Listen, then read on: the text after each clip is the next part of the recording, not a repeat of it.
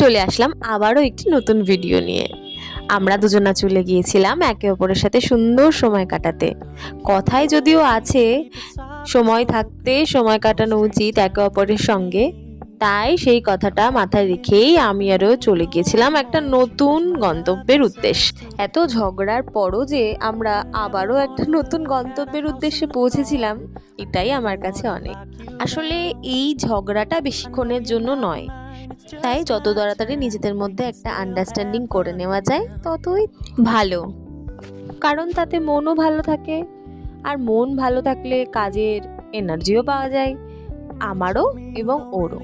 দেখো, কথা বলতে বলতে চলে আসলাম নতুন গন্তব্য, যেটা বলেছিলাম আগেই, বহরমপুর বাইপাস ধাবা। আমি প্রথমবারই এখানে আসলাম, আমার খুবই ভালো লেগেছে।